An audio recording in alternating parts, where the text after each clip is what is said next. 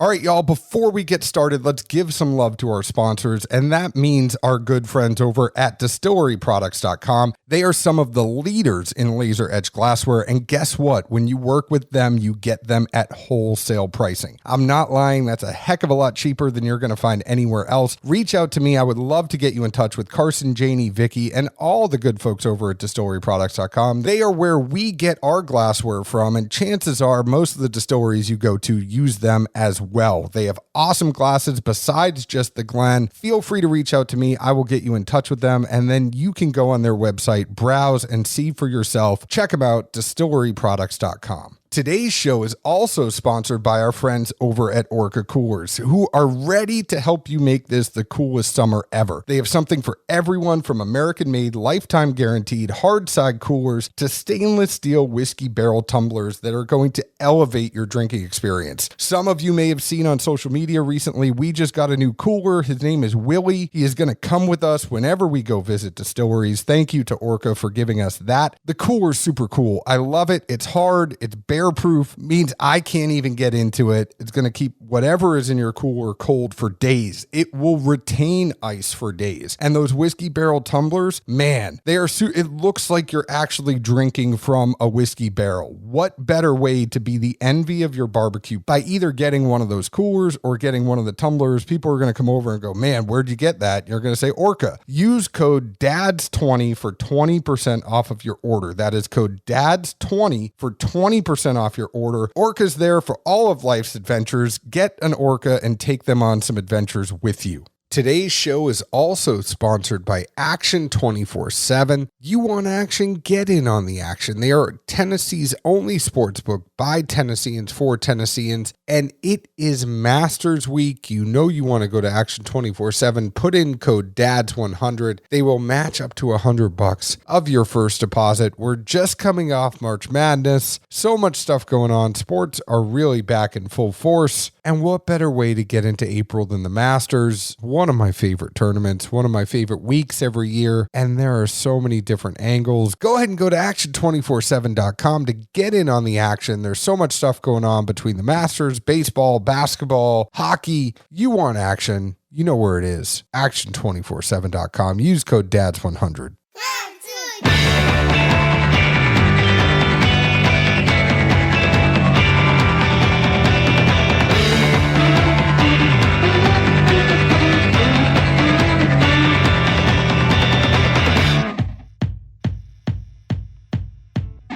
Hello, everyone. My name is John Edwards, and with me, as always, is Zeke Baker, and together we make the Dad's Drink of Bourbon. Wherever you are, whatever time it is, thank you for making us a part of your day. Hello, Zeke Baker. Hello there, John boy. There we go. Third time's the charm. I did cut 2 other versions of this out. That is the problem with going virtual. Well, I can't help you belched. I didn't belch. I can't help you farted. That would have been perfect, actually. If you'd edit that, I'd have been pissed. We should have got an episode out yesterday. Apologies to everyone. Zeke got up at 4:30 in the morning and went and did a pick at Four Roses. He was pretty tired by the time he got back. So we gave him a night off. I said, I will go ahead and edit Wednesday night, get it ready for Thursday. I will stay up late for you. Go ahead and sleep. It was just a tough task, tough job, but, somebody had to do it, and I would have felt even worse. But then I remembered, I get to go back to Four Roses. John's still trying to scratch that itch. Still trying to get in the old pick room. Well, I'm glad you had fun. We're glad you're back. What did you end up picking? Now, this was a F Cancer with Hines and James and Lawrence Simpson. Good crew up there. What did you end up picking, and what should people look out for? Brent even came down and did the pick with us, which was, anytime you can have the master distiller join and give any kind of insight or input, that's always fun. He didn't really steer us in any direction, just offered us some fun thoughts and insightful things. But like I say, it was a really good time after everything and not being up there for probably, I think, over a year now. Honestly, I was just thrilled to be back, see a row of blind barrels there waiting on you, see Mandy and, just be back at Cox Creek. Couldn't really ask for much more on a good day of doing a good deed for bourbon, so to speak.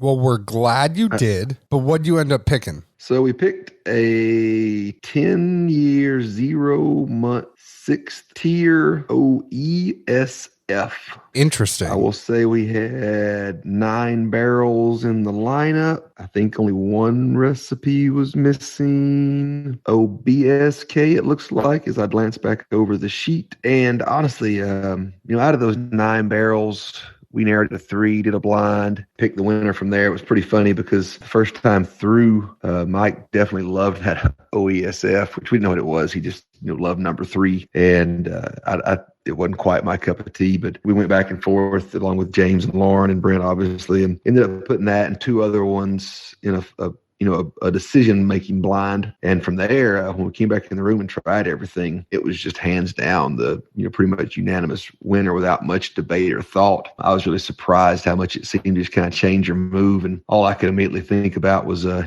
couple years back when they came out with the small batch select and how, initially neither one of us really cared for it on a fresh crack. And then when we sat down later, with Dan Gardner, still had the leftover media sample we had in a fresh crack that he brought and how different they were. And he was explaining that, of all the recipes from Four Roses, both of the F recipes are the ones that do take the longest to really open up and you see the most change out of. So I think just from the time that barrel was initially popped to when came back and thieved out the second round of samples, it moved a ton, and really excited to see this when it comes out in the bottle here in a couple of months.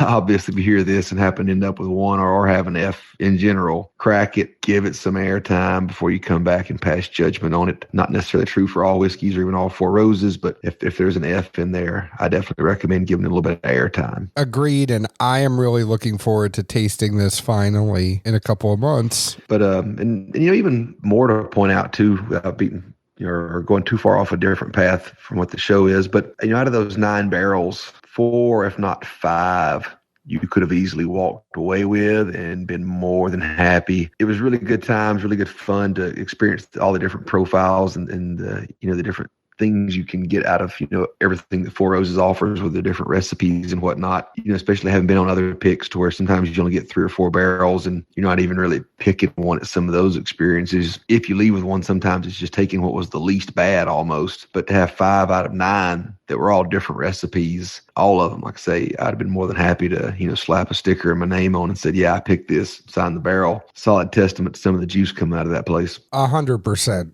They're doing amazing stuff there, and that is why Four Roses is one of my favorite distilleries, and yours as well. So glad you got to go do that. Zeke, we are changing gears. We are talking about Barrel Bourbon, batch 27 tonight. We are going to get right to it. Sorry for the shortened episode. We are just moving right to it because I have to edit this and get it out in a night. So this is Barrel Bourbon, batch 27. There is juice in here from Tennessee, Kentucky, Indiana, aged 5, 6, 8, 9, 13, and 15 years. It is 115.7 proof, comes in at $90. And from their website, here's a little bit behind the scenes. Barrel Bourbon Batch 27 started with 6-year-old fruit-forward barrels from Tennessee and 5-year-old spice-forward barrels from Indiana. After these were blended together, 13 and 15-year-old barrels with more wood tannin and depth were layered in, and a select number of 9-year-old barrels with a higher rye content were blended in for spice and assertiveness. Finally, 5 and 8-year-old weeded bourbon barrels were added to soften the batch, brighten the front palate, and solidify a cohesiveness to an otherwise extremely complex flavor profile. I'm sure you did not catch all that. I don't catch it when you read off stuff from, like 1 or 2 source blends. This being barrel, I almost kind of flipped the ears off to begin with. I knew it wasn't a blended and then finished product. I knew it was just, straight whiskeys for the most part. So that's one thing I really pay attention to. But they do so many different layers and so many different elements go into their blends these days. I don't even know if mad scientist is the right word anymore. They've blown that out of the water, I feel like. Well, I find it interesting, and what I got from all of that is that there is like a method to the madness. So the 6 was added, then the 5 was added, then the 13 and 15 were added, then the 9 was added, and then finally the 5 and 8 were added. So it's like, all right, we're going to do this, and now we know what we want to finally get out of it. So we're going to add this one to counteract this one. But now we think we need to add this one because that's doing kind of what we like, but not 100% of what we like. I just find it very interesting, like why they added things. So they said they were adding it, and then why they said they were adding it. Well, I just wonder if that was how many of these things were on the original blueprint, and then how many things ended up there. And not to sound either negative or pessimistic, but obviously they have a ton of various sourced out juice at their disposal, which makes things inevitably easier, I'm going to assume, or harder, depending on how you want to look at it. But I would almost say to a degree. So they start blending this thing, and you've got too much of one thing, not enough another, however you want to look at it. And you kind of have to step back and say, all right, well, what do we have, and from where we can add in to find a little more balance or whatever overall profile we're looking for with this batch, because we sure as shit ain't scrapping this whiskey. It's already in this vat. We're not letting it go down the drain. Somebody go find something. And then as you keep tinkering, luckily for them, I think more times than not, it comes out pretty good in a wash. But I feel like, as little as I cook, I know you do it a whole lot more, but you have those moments where you're like, all right, I put a little too much of this, damn it. And then you get something else, and you got to keep tinkering to finally try and get the sweet spot, but also not just, completely oversaturate it. But like I say, I think more times than not, they seem to manage to find the balance when it's all said and done. And if nothing else, I don't know what they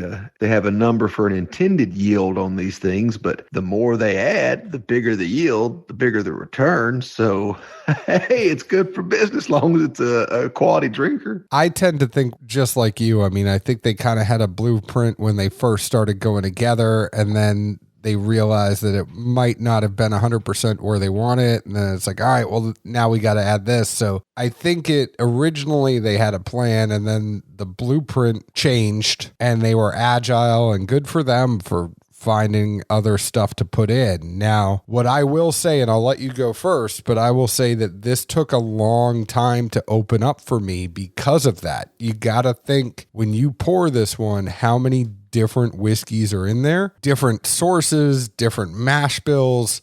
There is a lot going on, and it's not going to be right where you want it to be as soon as you pour it into a glass. So like, you got to give it a few minutes to open up. I thought it was pretty good fresh. Oh, maybe if that's the case, it's only going to get better as it sits in this glass. But I had to fight a little bit for the nose on the fresh crack, and then I'll give you that.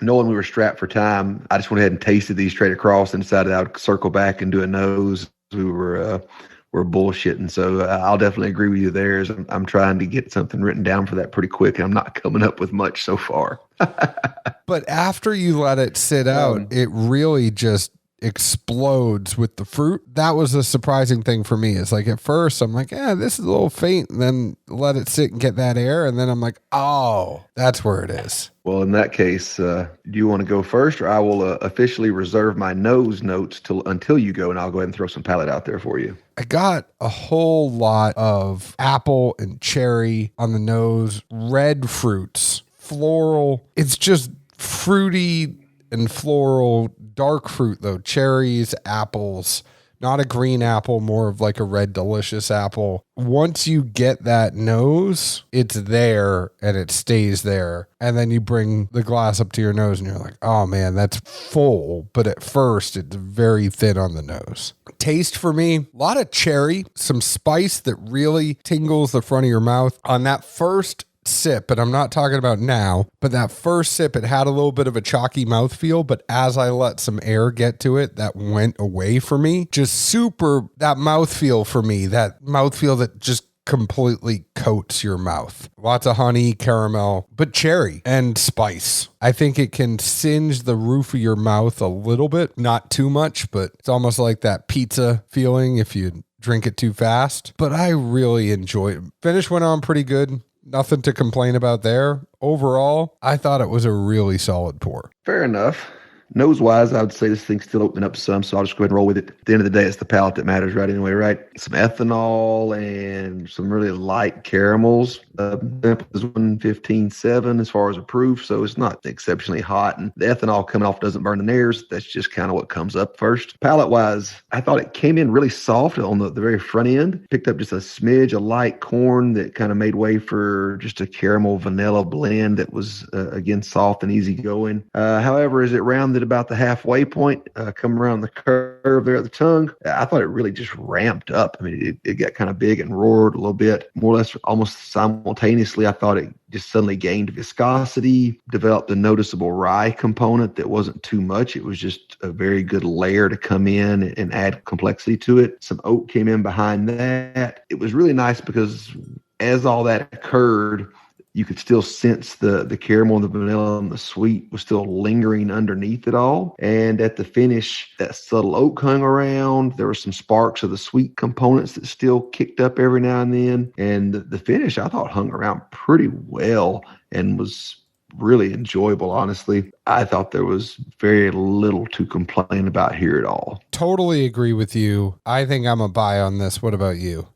I believe I would be as well. This is a good pour. And I think it's one of those times to where sometimes an age statement's a good thing and sometimes it's a bad thing, because I assume this is going to be priced like most of the barrel stuff, coming in probably right around 99 or so. But if you're the consumer and you see $99 and 5 years, because that's the oldest they can put, because that's what the youngest juice component is, you're kind of going to scratch a little bit unless you're more familiar with barrel and understand there's just more than one thing in there. You know what I mean? And I can't imagine most consumers take, a ton of time to read or look into all that. But I feel like it's one of those things where marketing just almost kind of backfires on you. I agree with that. At that point, that's when you almost want to not age state it. They do put it on their website. They are completely transparent about what's there. So for the people like us that care about that stuff, there is a place where you can go and figure it out. I think for most of the people that are drinking it, they're not going to be like we are and dig into everything, No. That's why I was just throwing that random tidbit out there. But again, I kind of revisiting this thing real quick. I feel like sometimes when you have that many different components go into a blend, even when it can seem like it's complex, it may not flow too well. Kind of almost like hard turns, a transition. Like you get this note, then you get this element, then you kind of get this other thing that more or less compartmentalized versus being like a big casserole. I mean, this is just a big kitchen sink casserole that just all oozes and runs together well. I mean, it's just all right there in one good bite. Totally agree with you. Go ahead and find us on Facebook at Dad's Drinking Bourbon, Twitter at Bourbon Dads, Instagram at Dad's Drinking Bourbon. Thank you to Barrel for sending this our way. We really appreciate it. Find us wherever you download your podcast. Chances are you already have because you're listening to us right now. Zeke, where else can the folks find us? Good old Nashville, Tennessee. Cheers. Ciao.